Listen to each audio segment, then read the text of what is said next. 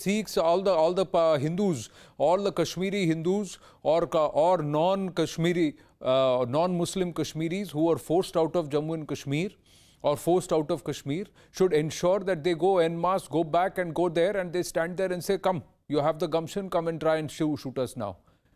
Because these are nothing but a bunch of cowards, and the best way to stand up to cowards and to bullies is to turn around and challenge them front up, just like Simriddhi Bindru did.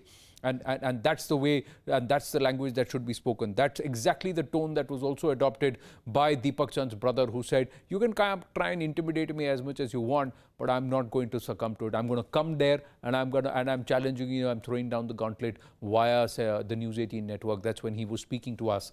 But this is what sources are telling CNN News 18 from within Jammu and Kashmir intelligence overall. That clear shift in the pattern of terrorist violence, and that's because there are a lot of these are OGWs of the Lashkar. So it's Lashkar and OGWs who are spearheading the attacks because they don't have actual terrorist trained cadre, and so the overground workers are coming in. And it's largely Lashkar Hizbul mix. Forget the names and nomenclatures that they're giving each other.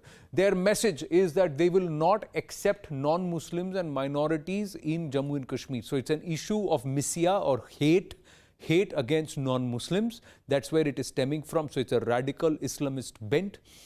Their targets civilians, social workers, philanthropists.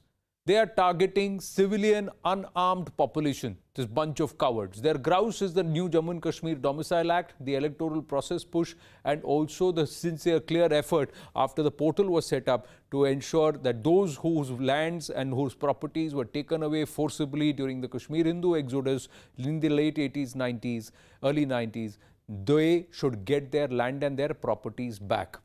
Now, going back to Sumit Peer and Pathikrit Pen, and this is the issue. The issue is of non-acceptance, Sumit Peer. The issue is of misya or hatred.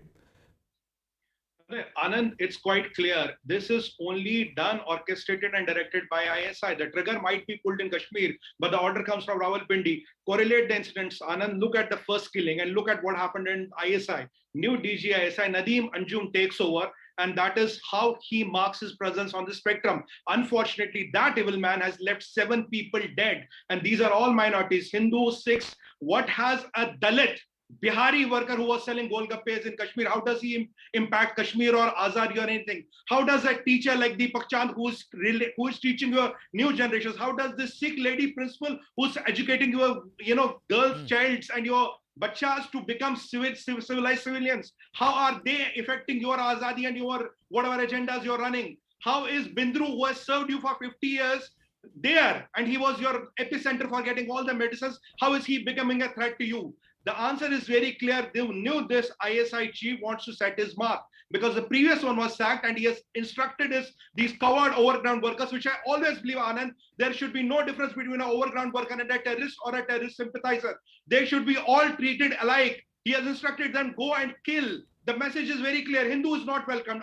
RSS worker is not welcomed. Even with this Sikh lady, when she was picked up, Sikhs are not welcome. And any local who has pro-India will be settled like this. Now we know who are the people. We know where the instructions are coming from. Anand, I have one simple suggestion to Indian Army, to the J&K police, and the people who matter. We know who are the people, who are the assets of ISI, who are close to them, who are valuable to them. Let's send a welcome note to General Anjum and tell him we mean business. Let's eliminate them. Until the time we don't treat overground workers as terrorists. I'll tell you what.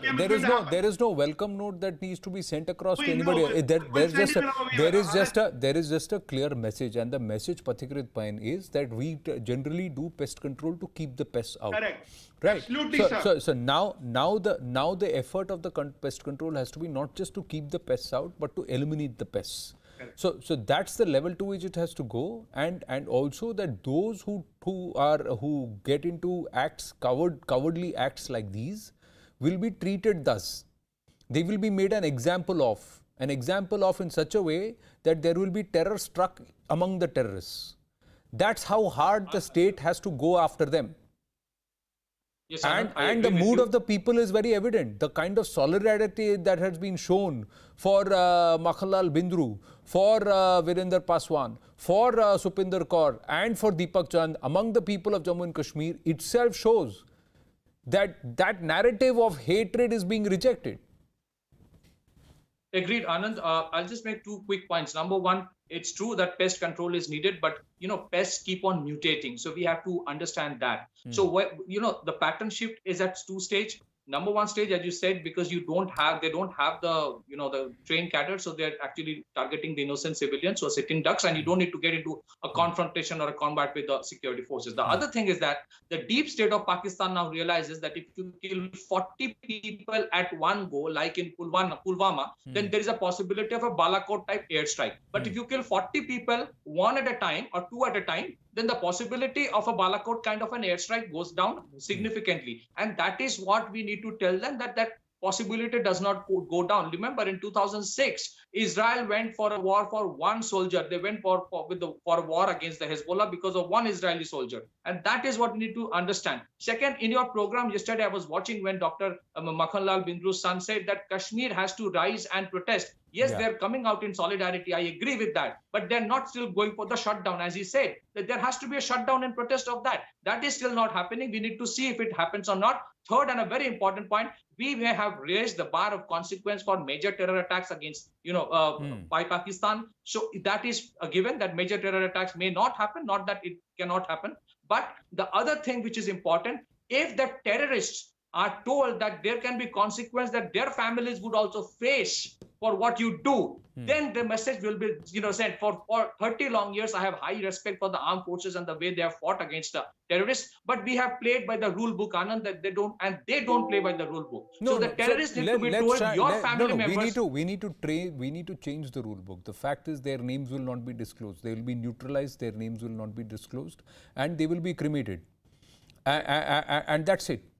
So there will be no the oblivion. Nobody knows who they are except for the forces and those who need to know that they've been neutralized, and then they will be cremated. So that's how it that's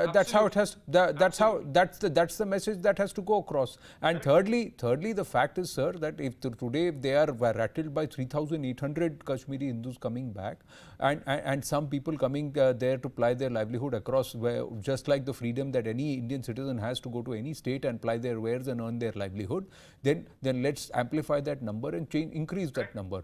How many people? They will get tired of trying to shoot. They will get tired of trying to shoot. They cannot shoot down our resolve. They will not be able to shoot down what the idea of India is, no matter what they try and do. And the fact is that we've got to turn around and say that if you don't subscribe to the tricolor, you will get cancelled out. And that message has to be very, very clear. The strong arm of the state has to play its role just along with the soft arm of the state, and that is the people and the intent of the people.